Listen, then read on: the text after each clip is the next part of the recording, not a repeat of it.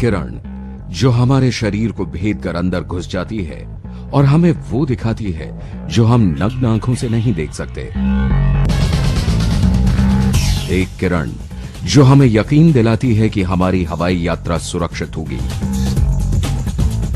एक किरण जिसका ब्रह्मांड में ऐसे पिंडों से संपर्क है जहां तक ऑप्टिकल टेलीस्कोप की नजरें नहीं पहुंच पाती, और साथ ही बताती है उन पिंडों में हो रही भौतिक प्रक्रियाओं के बारे में।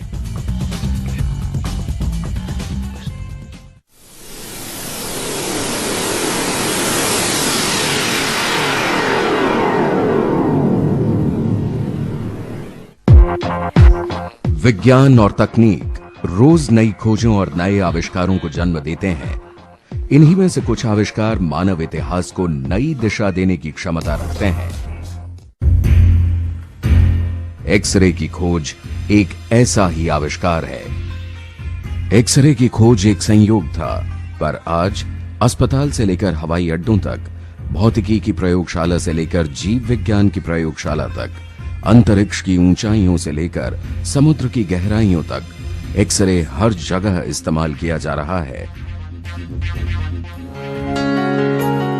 करीब 100 साल पहले इस किरण की खोज जर्मनी के फिजिक्स के प्रोफेसर विल्हेम कॉनराड रॉन्टजन ने की थी।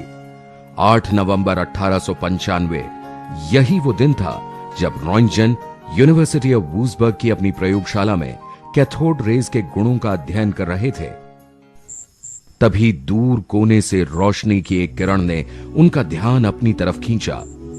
पास गए तो पाया कि यह रोशनी बेरियम प्लैटिनोसाइनाइड की कोटिंग वाले एक स्क्रीन से आ रही है।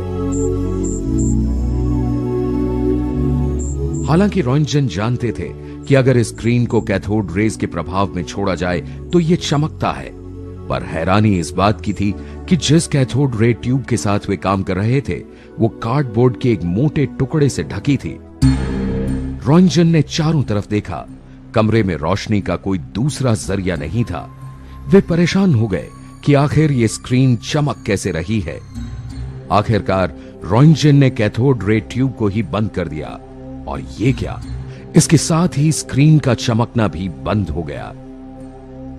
रॉन्टजन ने फिर से कैथोड रे ट्यूब को ऑन किया और फिर से वही रहस्यमयी चमक।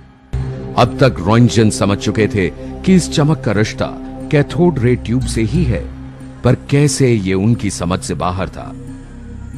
हां, रॉन्टजन ये जरूर जानते थे कि कैथोड रेज में कार्डबोर्ड को भेदने की क्षमता नहीं है, इसलिए ये बात तो तय थी कि यह कैथोड रेज तो नहीं है।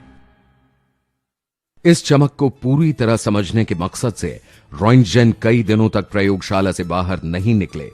वो ना तो किसी से मिले और ना ही किसी से बातचीत की, बस इस अद्भुत प्रक्रिया को समझने का प्रयास करते रहे। उन्होंने लकड़ी के टुकड़ों और मेटल के साथ कई प्रयोग किए और जाना कि ये किरण कई तरह के मटेरियल को भेदने की क्षमता रखती है। इन प्रयोगों में उन्होंने पाया कि यह रोशनी एक सीधी लाइन में ट्रैवल करती है और मैग्नेटिक फील्ड से डिफ्लेक्ट भी नहीं होती। एक दिन काम करते हुए रॉन्टजन ने अपने हाथ को कैथोड रे ट्यूब और कोटेड स्क्रीन के बीच रख दिया। इस बार रॉन्टजन थोड़े भयभीत हुए जब उन्होंने देखा कि उनके हाथ की छाया बेरियम प्लैटिनोसाइनाइड की स्क्रीन पर बन रही है, जिसमें उनकी हाथ की हड्डियों को साफ साफ देखा जा सकता था।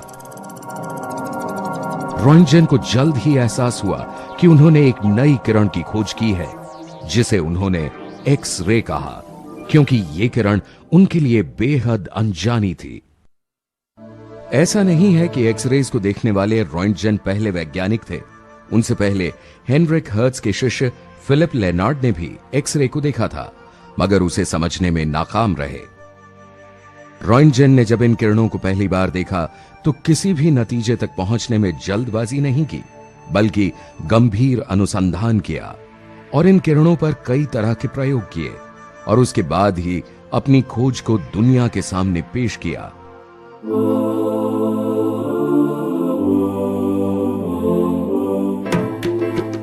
रॉन्टजन की यह प्रक्रिया न सिर्फ विज्ञान के प्रति उनकी लगन को दर्शाती है, बल्कि विज्ञान को सही ढंग से समझने के तरीकों की अभूतपूर्व मिसाल है। 22 दिसंबर 1895 को रॉन्टजन अपनी पत्नी बार्था को इस नई खोज को दिखाने के लिए प्रयोगशाला लेकर आए और उनके हाथ का एक्सरे लिया।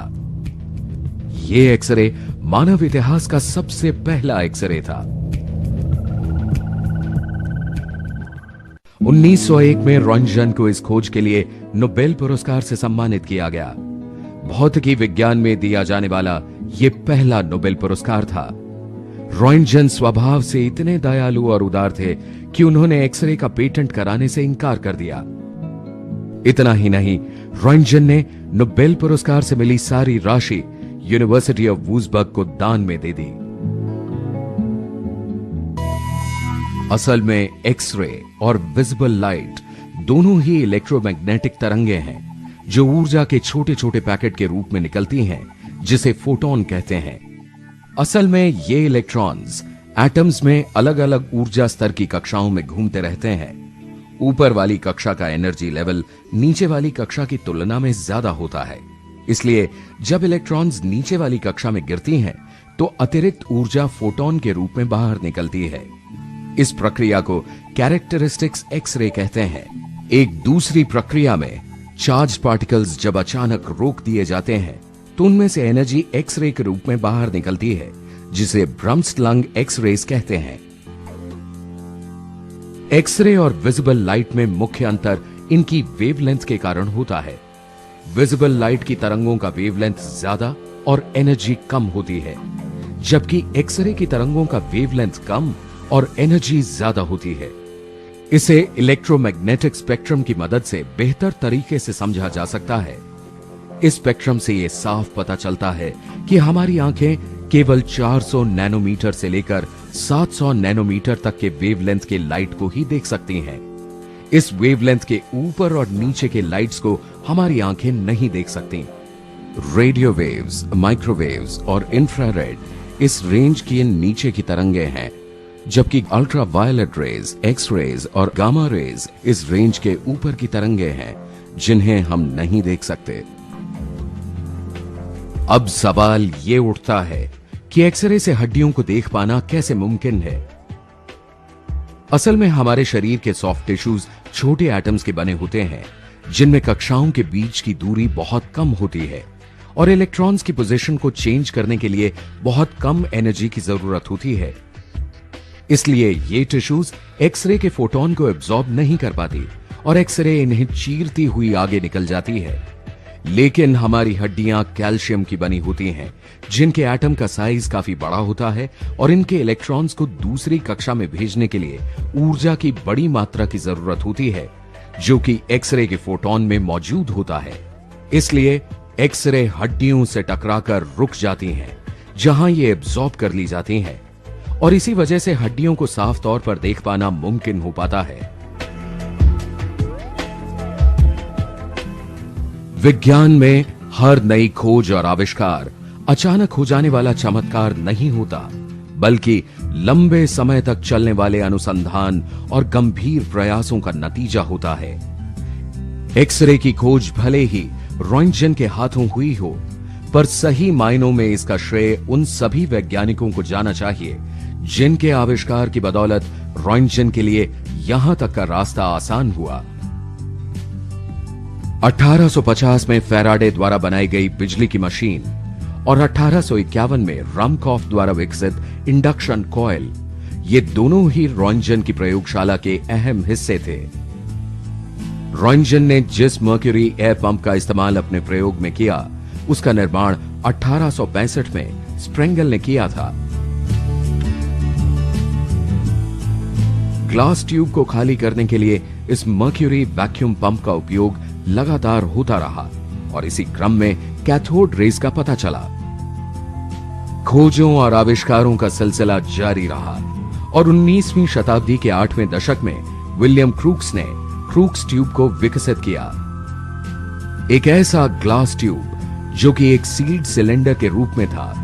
इसके दोनों किनारों पर इलेक्ट्रोड्स लगे थे। क्रूक्स ने बेहतर वैक्यूम पंप का उपयोग किया, जिससे कम गैसीय दबाव पर बेहतर कैथोड रे ट्यूब का निर्माण मुमकिन हो पाया। इसके बाद समय समय पर कैथोड रे से संबंधित कई खुलासे किए गए। हेनरिक हर्ट्ज ने दिखाया कि कैथोड रे पतले धातु को भेज सकता है। 28 दिसंबर 1895 को रॉन्टजन ने अपनी इस खोज का खुलासा दुनिया के सामने किया। उन्होंने एक रिपोर्ट तैयार की जिसका टाइटल था on a new kind of rays. Roentgen ने इस रिपोर्ट को अपनी पत्नी बार्था के रेडियोग्राफ के साथ वूसबर्ग फिजिकल मेडिकल सोसाइटी के अध्यक्ष को भेजा। 1896 की पहली जनवरी को उन्होंने इस रिपोर्ट को यूरोप के अपने सारे वैज्ञानिक दोस्तों को भेज दिया। बस क्या था, देखते ही देखते सारी दुनिया एक्सरे के खुमार में डूब चुकी थी। न्यूज़पेपर, मैगजीन्स, कार्टून, एडवर्टाइजमेंट, हर जगह इस रहस्यमयी किरण की चर्चा जोर शोर से हो रही थी। अमेरिका के हर छोटे बड़े शहर में एक्सरे स्टूडियो खुल चुके थे, जहां लोग अपने शरीर का एक्सरे उतरवाने आते थे।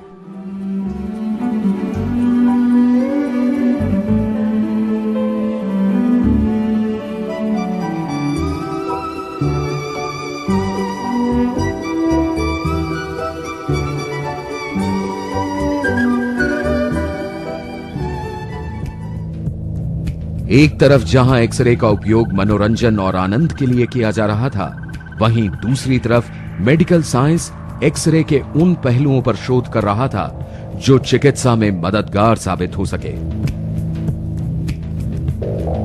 रॉन्टजन के खुलासे के चौथे दिन ही एक्सरे का इस्तेमाल एक मरीज के पांव में लगी गोली का पता लगाने में किया गया। देखते ही देखते पथरी और हड्डियों के फ्रैक्चर्स के कई एक्सरे लिए गए। अंगों और ब्लड वेसल्स की सही बनावट जानने के लिए डॉक्टरों ने मेटल रॉड्स भी शरीर के अंदर डाली। इसके बाद एक्सरे थेरेपी इलेक्ट्रोथेरेपी की किताबों का अहम हिस्सा बन चुका था। एक्सरे की खोज से पूरी दुनिया में नई स्फूर्ति आ गई थी, पर इसके नकारात्मक पहलू भी जल्द ही नजर आने लगे थे।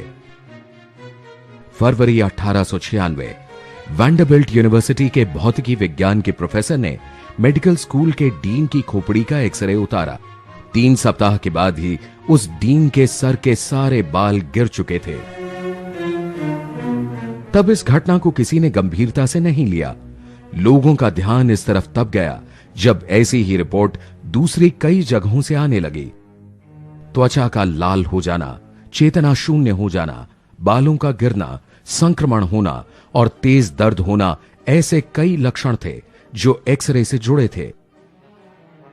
एक्सरे जानलेवा भी हो सकती है। इसका अंदाजा 1903 में थॉमस एल्वा एडिसन के सहायक क्लेरेंस डैली की मौत के बाद ही हुआ। डैली एक्सरे से जुड़े यंत्रों के निर्माण का काम करते थे और इसी क्रम में स्किन कैंसर से उनकी मौत हो गई। डैली की मौत के बाद शोधकर्ताओं ने एक्सरे के ऊपर काम करना शुरू किया ताकि बगैर किसी नुकसान के एक्सरे से इलाज किया जा सके। आधुनिक विज्ञान एक्सरे के उपयोग को अच्छी तरह समझ चुका है। रॉन्टजन की रहस्यमयी किरण अंधेरे कमरे से निकलकर आज चिकित्सा जगत का अहम हिस्सा बन चुकी है। हड्डियों से शुरू हुआ यह सफर आज अंगों, मांसपेशियों, रक्तवाहिनियों, तंतुओं और तंत्रिका कोशिकाओं तक पहुंच चुका है। सीटी स्कैन की मदद से शरीर के छोटे से छोटे हिस्से का 3D इमेज लिया जा सकता है, जिससे टूटी हड्डियों, दांत की बीमारियों समेत कई दूसरी खतरनाक बीमारियों की जड़ तक पहुंचने में मदद मिलती है।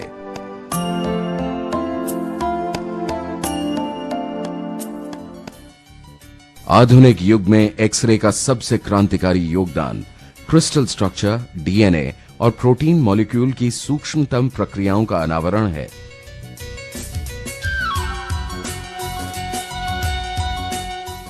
W.H. ब्रैग और W.L. ब्रैग ने एक्सरे क्रिस्टलोग्राफी की तकनीक विकसित की। उन्होंने विशेष तौर पर बनाई गई वैक्यूम ट्यूब से अति ऊर्जा वाले एक्सरेज को क्रिस्टल पर छोड़ा। जब एक्सरेज क्रिस्टल में मौजूद इलेक्ट्रॉन से टकराई तो उसमें से एक्सरेज निकलने लगे, जिससे क्रिस्टल की तस्वीर सामने आई। रोजलिन फ्रैंकलिन और विल्किंस ने डीएनए मॉलिक्यूल्स के फिजिकल स्ट्रक्चर को एक्सरे डिफ्रैक्शन की मदद से ही समझा।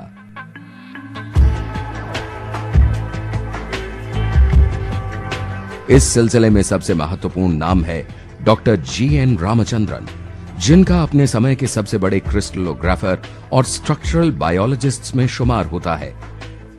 उनके द्वारा दिए गए ट्रिपल हेलिक्स मॉडल ने फाइब्रस प्रोटीन को समझने में अहम भूमिका अदा की। एक्सरे डिफ्रैक्शन का इस्तेमाल करते हुए डॉक्टर रामचंद्रन ने प्रोटीन स्ट्रक्चर को बेहतर ढंग से समझने में भी खास भूमिका निभाई। जहां एक्सरे ने एक तरफ क्रिस्टल स्ट्रक्चर, डीएनए की बारीकियां समझाई हैं, वहीं दूसरी ओर अंतरिक्ष की गहराइयों को मापने में काफी अहम भूमिका अदा कर रहा है। अंतरिक्ष से आने वाली एक्सरे का पता 1949 में पहली बार तब चला जब एक रेडिएशन डिटेक्टर ने सूर्य से आ रही एक्सरे का पता लगाया। इसके बाद खगोल वैज्ञानिक कॉस्मिक एक्सरे के शोध में जुट गए। इसी क्रम में एक्सरे टेलीस्कोप का निर्माण किया गया।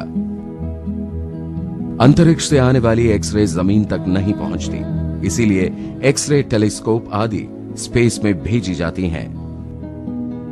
एक्सरे टेलीस्कोप मुख्य रूप से एक्सरे की दिशा और फोटॉन के ऊर्जा का पता लगाता है। पहला एक्सरे टेलीस्कोप 70 के दशक में रिकार्डो गिकोनी के निरीक्षण में कैम्ब्रिज में बनाया गया। अपोलो टेलीस्कोप माउंट बड़े फोकस वाला पहला एक्सरे टेलीस्कोप था। इसके बाद 1978 में नासा द्वारा आइंस्टाइन एक्सरे ऑब्जर्वेटरी लॉन्च की गई। इसके एक्सरे टेलीस्कोप से ऐसे 7000 स्रोतों का पता चला जहां से एक्सरे निकलती हैं। आकाश गंगा और उसमें मौजूद गैसों से निकलने वाली एक्सरे की पहली तस्वीर इसी टेलीस्कोप से निकाली गई। 1990 में रोइंटजन नामक सैटेलाइट रोसैट को पहले से भी बड़े एक्सरे टेलीस्कोप के साथ अंतरिक्ष में भेजा गया। इस टेलीस्कोप से एक्सरे के 60,000 स्रोतों का पता चला। साथ ही तारों के ऊपरी वातावरण में मौजूद गैसों का पता चला, जिनका तापमान लाखों डिग्री था। एक्सरे एस्ट्रोनॉमी के इतिहास में प्रसिद्ध भारतीय एस्ट्रोफिजिसिस्ट डॉक्टर एस.सी. चंद्रशेखर के नाम पर रखी गई नासा की चंद्रा एक्सरे ऑब्जर्वेटरी अब तक की सबसे महत्वपूर्ण कड़ी है। इस ऑब्जर्वेटरी को 23 जुलाई 1999 को स्पेस शटल कोलंबिया द्वारा लॉन्च किया गया। इसके टेलीस्कोप में नेस्टेड मिरर के 4 सेट लगे हैं, जो दोगुनी दूरी के एक्सरे स्रोतों का पता लगा सकते हैं। एक्सरे एस्ट्रोनॉमी ने आकाशगंगा, सुपरनोवा, ब्लैक होल्स जैसे कई खगोलीय रहस्यों से पर्दा उठाया है और ब्रह्मांड की हमारी कल्पना को नई तस्वीर दी है।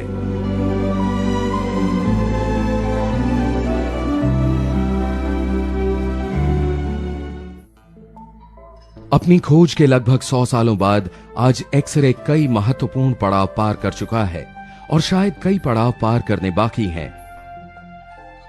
एक्सरे में वैज्ञानिकों और शोधकर्ताओं की रुचि आज भी उतनी ही है जितनी 100 साल पहले थी।